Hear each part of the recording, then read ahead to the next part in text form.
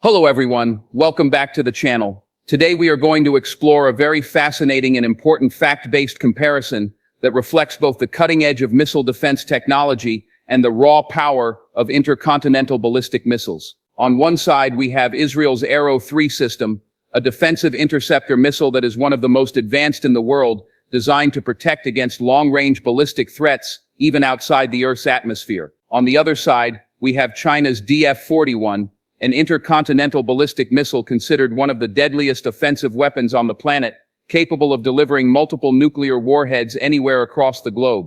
These two systems could not be more different in purpose. One is designed to protect and defend, the other is designed to strike and overwhelm. Yet, when compared side by side, they reveal much about the way nations think about survival, deterrence, and military balance in the modern era. When we begin looking at the exterior of these two weapons, the differences are immediately visible and telling. The Arrow-3 interceptor is a relatively slim and lightweight missile when compared to heavy offensive systems. It measures about 7.5 meters in length, with a diameter under 1 meter, and weighs around 1.8 tons. Its exterior is optimized for aerodynamic stability during launch and for maneuverability once it leaves the atmosphere. The body is built with advanced composite materials to reduce weight and to survive the extreme conditions of spaceflight. You'll notice that the design prioritizes speed, precision, and agility rather than brute size or carrying capacity. The exterior is smooth and streamlined, featuring small fins, and most importantly, maneuvering thrusters near the top section,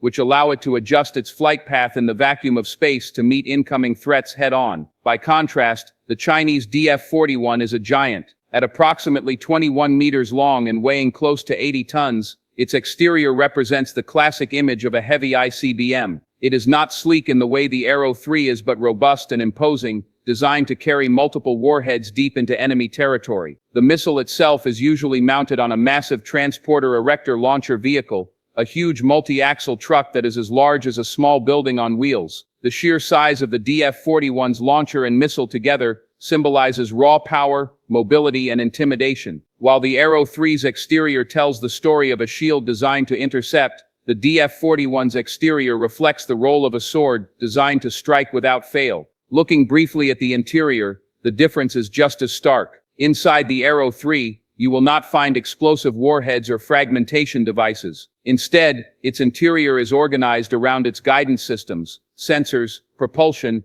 and the kinetic kill vehicle. The Arrow-3 destroys its targets by sheer impact energy, what is known as hit-to-kill technology. Its interior contains advanced radar guidance interfaces that communicate with Israel's larger missile defense radar network, fuel stages optimized for pushing the missile outside the atmosphere, and a small but powerful kill vehicle that separates and adjusts in space to make sure it directly collides with the incoming warhead. On the other hand, the DF-41's interior is an entirely different universe. It is a multi-stage solid-fuel missile, with 3 rocket stages stacked one on top of the other, designed to push a heavy payload thousands of kilometers across the globe. Its interior is carefully engineered to house multiple independently targetable re-entry vehicles, MIRV. Each MIRV is essentially a separate nuclear warhead that can strike a different city or target after separation. The DF-41 is believed to carry up to 10 of these warheads, each capable of immense destruction. So while the Arrow-3's interior is about sensors,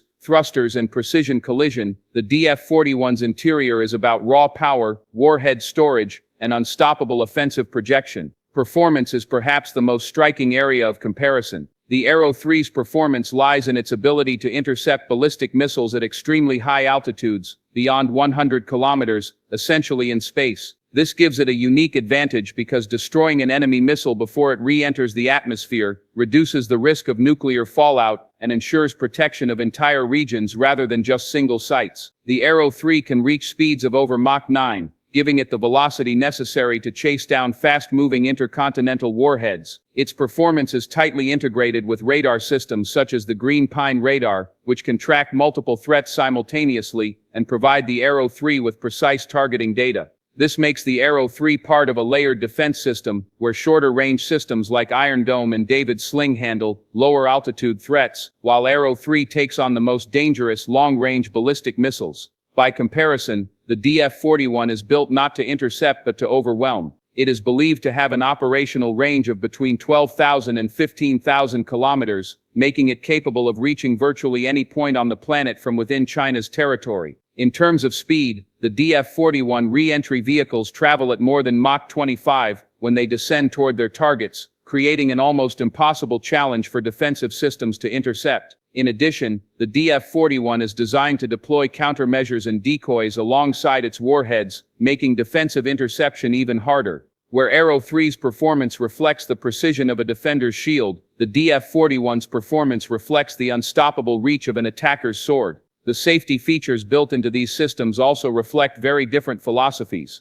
The Arrow-3 is designed to be as safe as possible in operation and deployment. Because it does not carry explosive warheads, the risk of accidental detonation is eliminated. Its purpose is defensive, and its safety is enhanced by its integration into Israel's broader air defense network. Each interceptor is launched only after confirmation from multiple radar sources and command layers, reducing the chance of misfire or unnecessary interception. Its kinetic kill method also ensures that if it does succeed, the target is destroyed without creating additional explosions in the atmosphere. The DF-41, in contrast, is a nuclear missile system, and its safety features are about ensuring survivability and readiness rather than avoiding collateral damage. It uses solid fuel, which allows for rapid launch with less preparation time, reducing the risk of being destroyed on the ground in a surprise attack. The use of mobile launchers provides strategic safety by making it difficult for adversaries to track and eliminate the missiles. The DF-41's safety is really about ensuring that China retains a second strike capability no matter what. Unlike Arrow-3, its very existence is meant to guarantee destruction and retaliation, which in itself is seen as a stabilizing factor in nuclear deterrence theory.